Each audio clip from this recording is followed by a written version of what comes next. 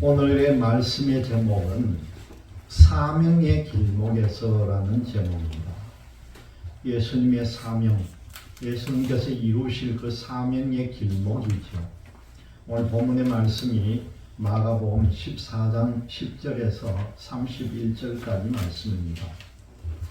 오늘 이 말씀의 주제는요, 예수님께서 이 땅에 오셔서 하나님 아버지가 맡기신 사명을 다 이루었다는 겁니다.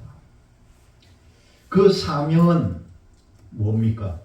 우리의 죄를 용서하고 우리의 구원을 위해서 예수님의 목숨을 십자가에 내놓은 것이라는 거죠.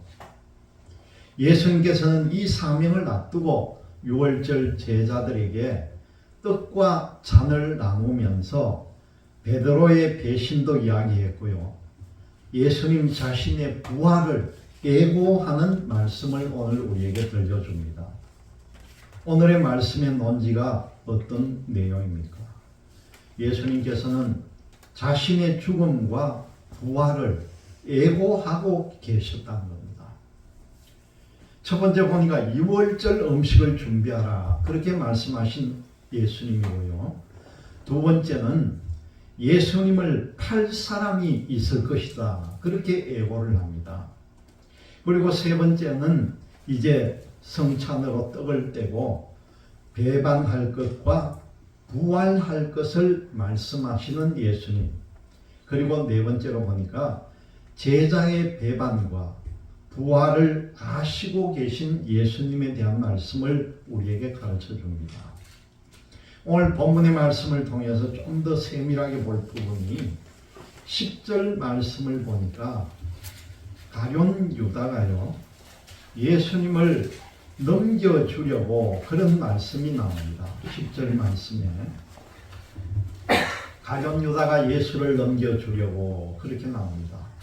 이 말씀을 마태복음 26장 16절에 보면은 가룟 유다가 돈을 요구하는 장면이 나와요. 돈을 달라는 거예요. 예수님을 넘겨줄 테니까 돈을 달라는 거예요. 아마 가룟 유다는 무력에 어두워서 예수님을 배반했던 걸로 보입니다.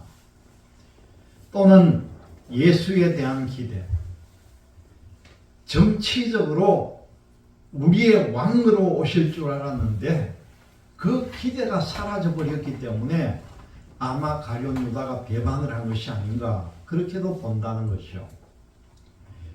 이로 인해서 유월절의 어린 양처럼 예수님께서는 죽음을 맞이하게 됩니다.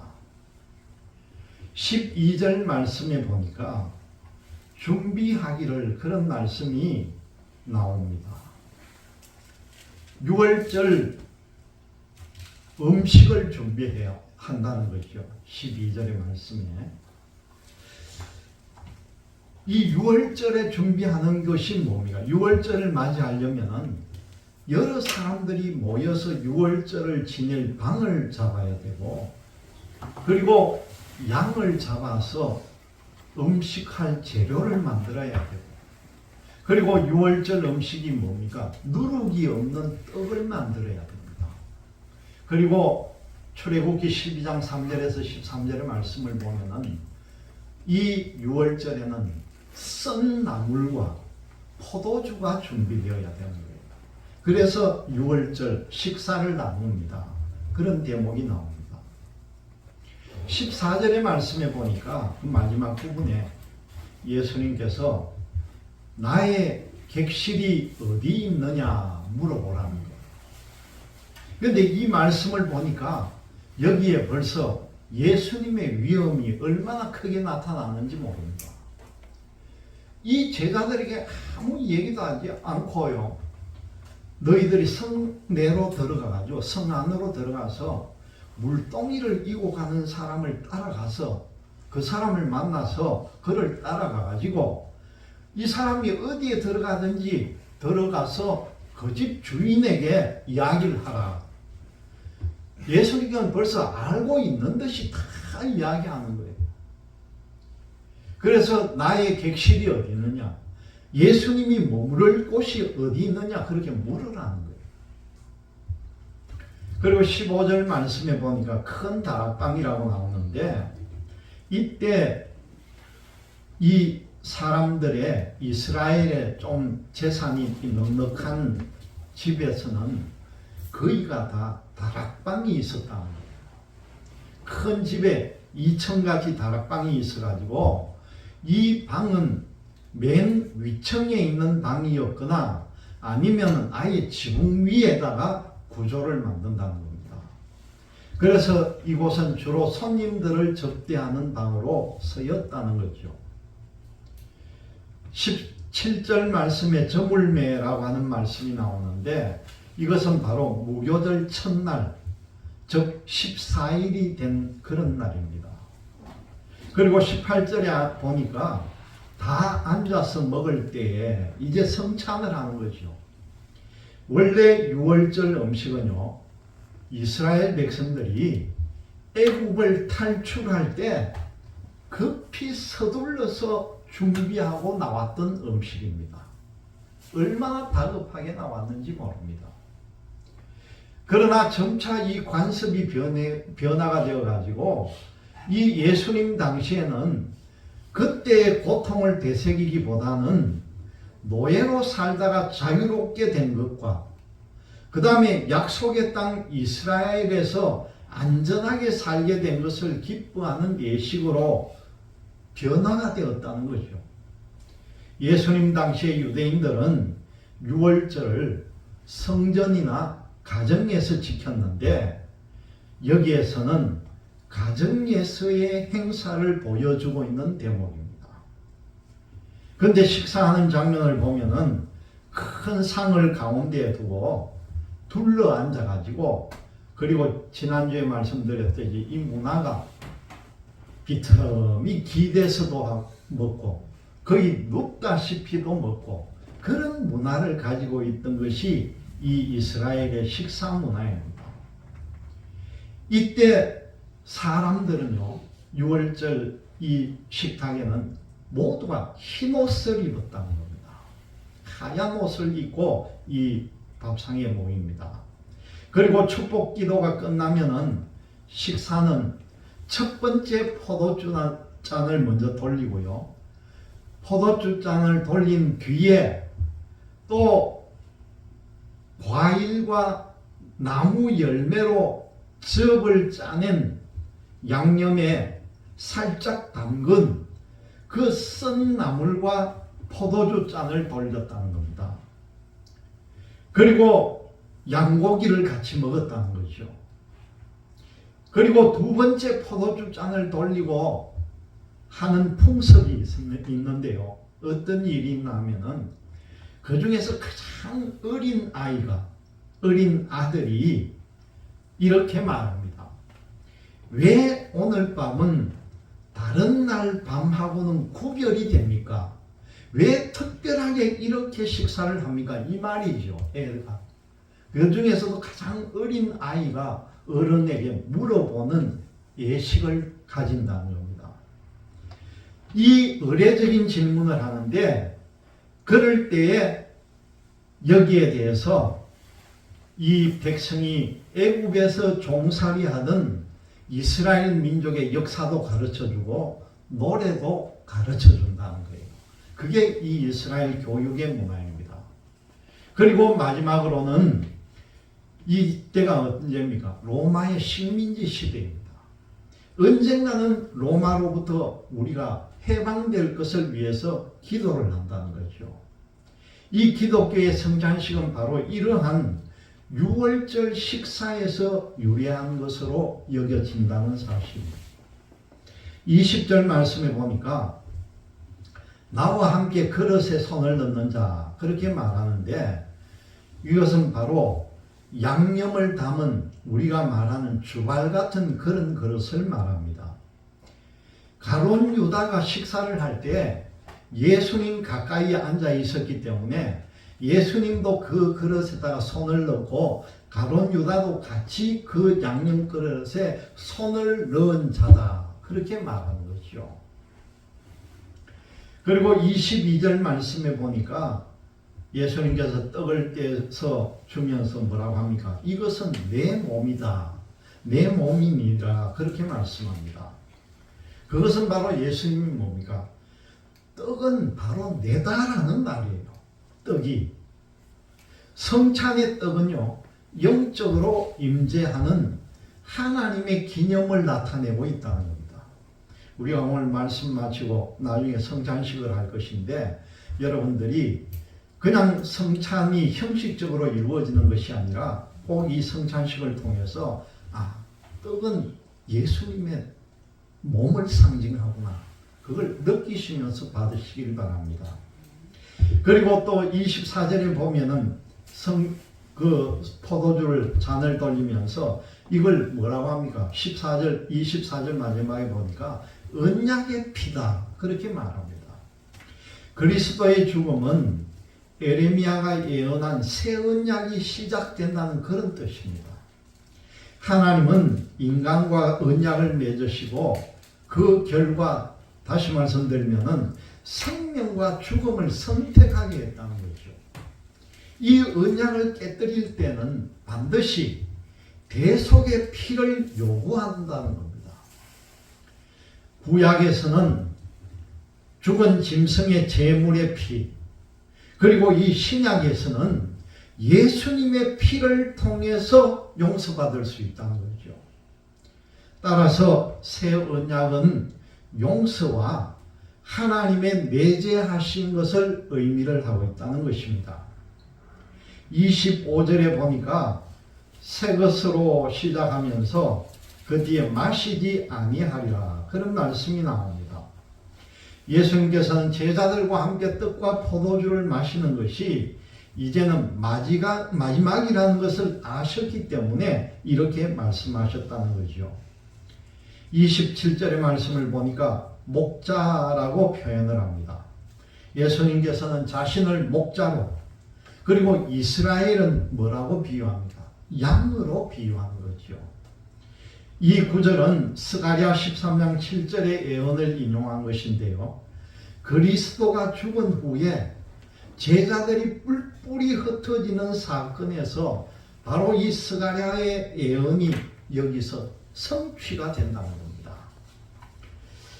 오늘 본문의 말씀을 보면은 우리가 이 땅에서 살면서 정말 마음먹은 대로 일이 잘 되면 얼마나 좋겠습니까?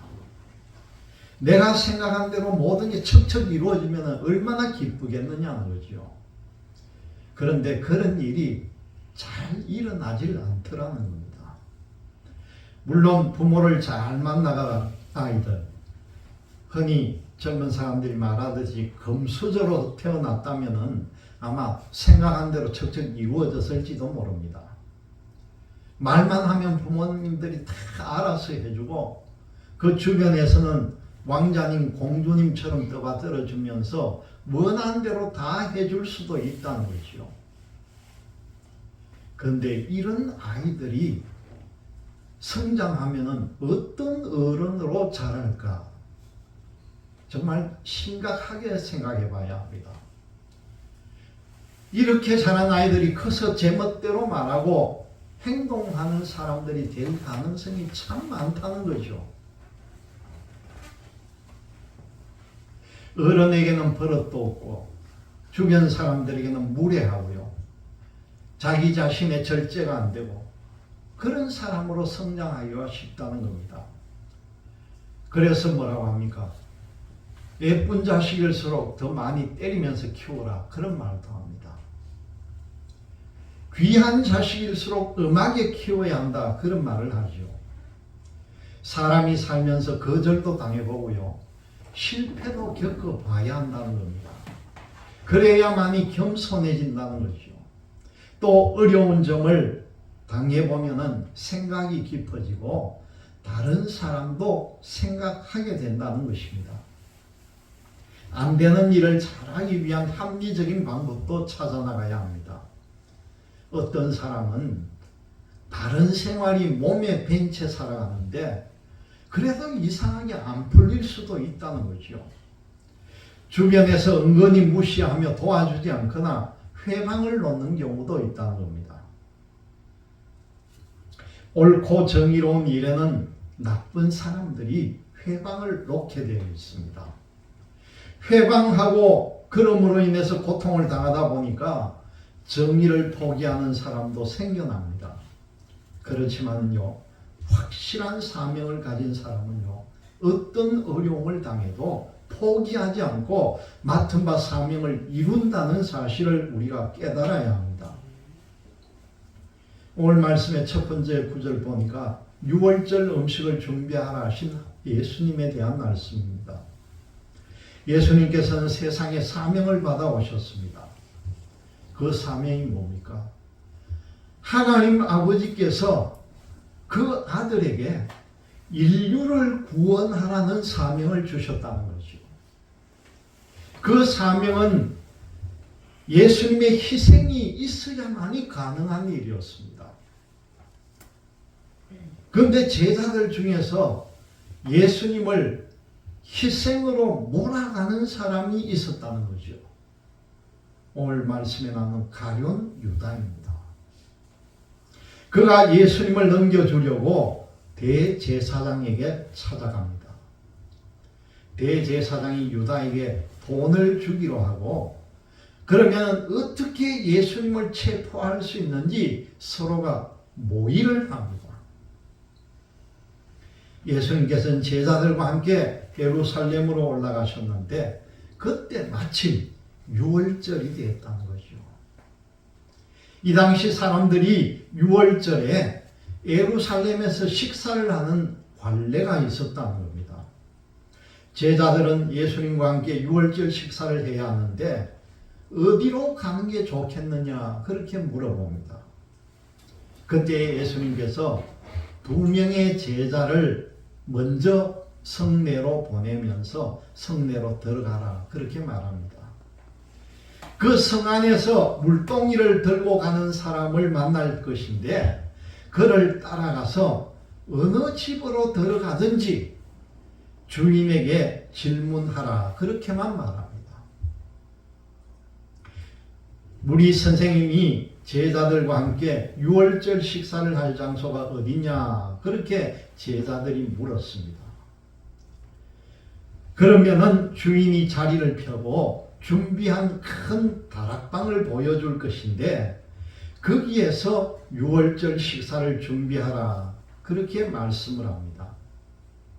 이 이스라엘에게서 6월절은요 해방과 구원의 절기입니다. 예수님에게서 6월절은 인류를 죄로부터 해방시키고 하나님의 백성으로 삼을 그런 시기였습니다. 예수님은 이 시기에 제자들과 식사하면서 제자들을 가르치신다는 것이죠.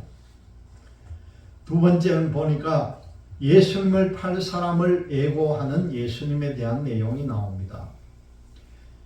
제자들이 예수님 말씀대로 성 안에 들어가서 물 한 동이를 들고 가는 사람을 따라갑니다. 그리고 그 집에서 예수님과 함께 할 6월절 식사를 준비했습니다. 예수님은 날이 저물었을 때 12제자를 데리고 그 집으로 들어갑니다. 예수님과 제자들이 다 같이 앉아서 음식을 먹게 됩니다. 이때 뜬금없이 예수님께서 함께 먹는 12명 중에 한 사람이 나를 팔아 넘길 것이다 그렇게 말씀을 합니다. 하나님이 예비하신 사명의 길을 가는 이 예수님에게요 아픔과 고통을 안겨줄 사람이 생겼다는 것이죠. 얼마나 사람들이 놀랐겠습니까? 선생님과 동료를 배반하는 사람은 자기에게는 돈이 생기고 자기에게는 부귀 영화를 얻었을지는 모르지만 선생님과 동료에게는 얼마나 쓰라린 아픔을 가져다 주겠습니까? 예수님이 당신을 팔 사람이 있을 것이라는 말씀을 했을 때에 그 제자들은 무슨 영문인지 몰라가지고 서로 얼굴을 쳐다봤다는 거죠. 얼굴에 수심을 가득한 제자들이 차례대로 예수님께 물어봅니다. 예수님 팔자가 접니까? 제가 팔 사람입니까? 돌아가면서 다 물어본다는 것이죠. 저는 아니겠죠. 그러면서 예수님께 물어봅니다. 그때 예수님이 누구라고 이름을 지명하지는 않았습니다. 그러면서 뭐라고 말씀을 합니까? 다만 배반하는 사람은 배반의 길로 갈 것이겠지만 예수님을 팔 사람에게는 뭐라고 합니까? 화가 있을 것이라 그렇게 말씀합니다. 그러면서 덧붙여서 또 예수님께서 뭐라고 합니까? 그런 사람은 세상에 태어나지 않는 것이 더 좋을 것이다. 얼마나 인간적인 예수님의 마음이 여기에 드러납니까? 이 세상에 안 태어났으면 이런 일이 없잖아.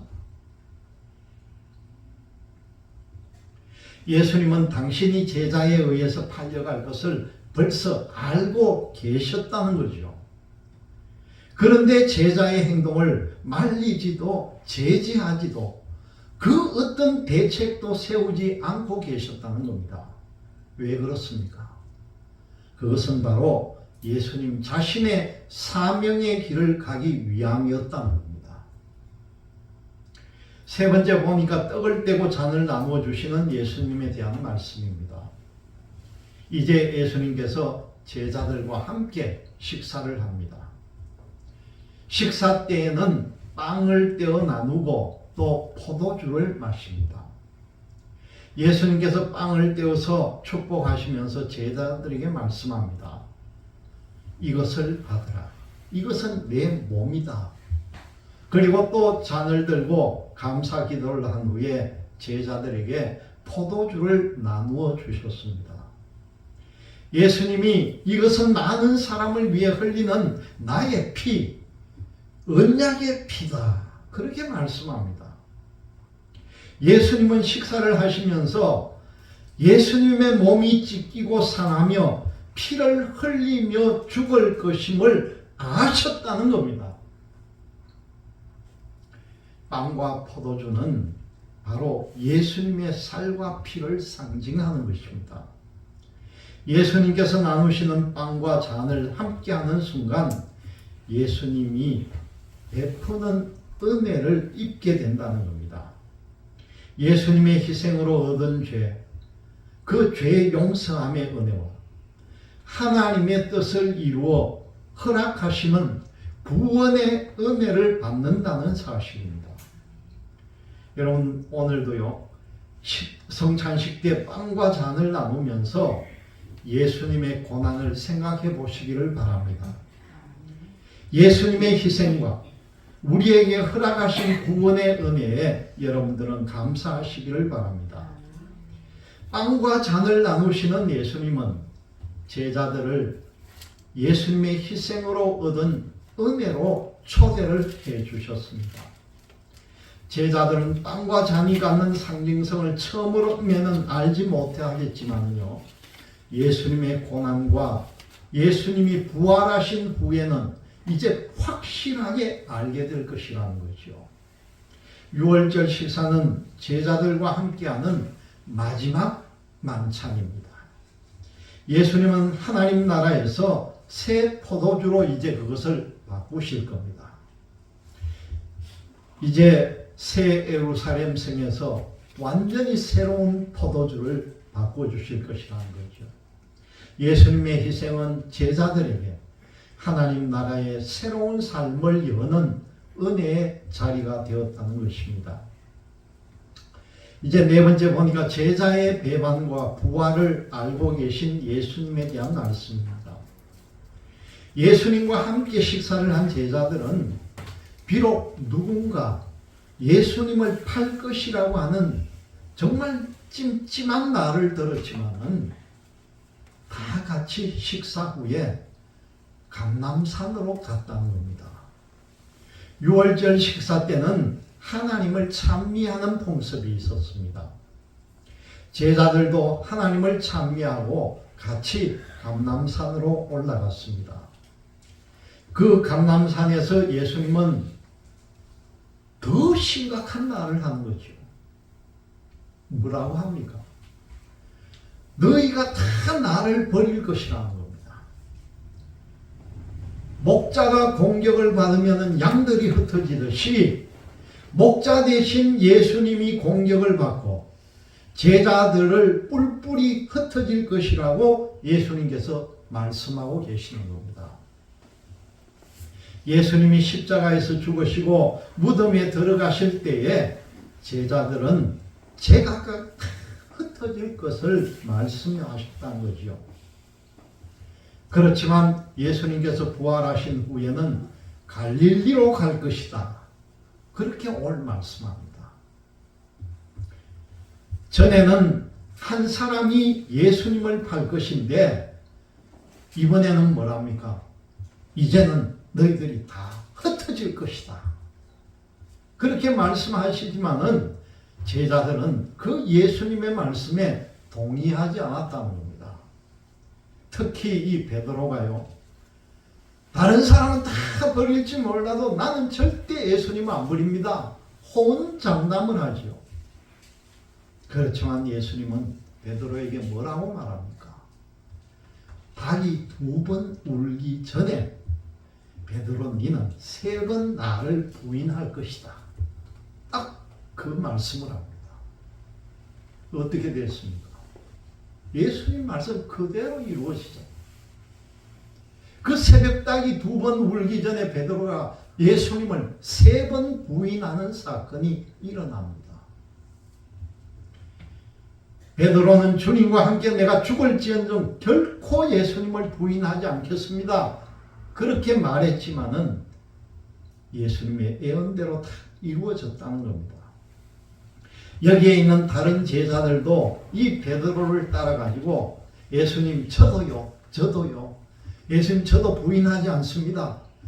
이구동성으로 다 그렇게 부인하지 않을 것이라고 말했다는 겁니다. 그렇지만 예수님은 예수님의 고난과 제자들이 흩어짐과 그 베드로가 부인할 것이라는 것을 미리 다 알고 계셨다는 것을 오늘 말씀을 통해서 보여줍니다. 여러분, 이제 이 종려주의를 맞아가지고 우리의 사명을 잘 감당하는 길이 이렇게 제자들도 어렵고 힘들었다는 것을 여러분들이 잘 깨닫고 여러분들은 모두가 예수님과 영원한 동반자의 삶을 살아가는 여러분들이 되시기를 주님의 이름으로 기원드립니다. 기도합니다.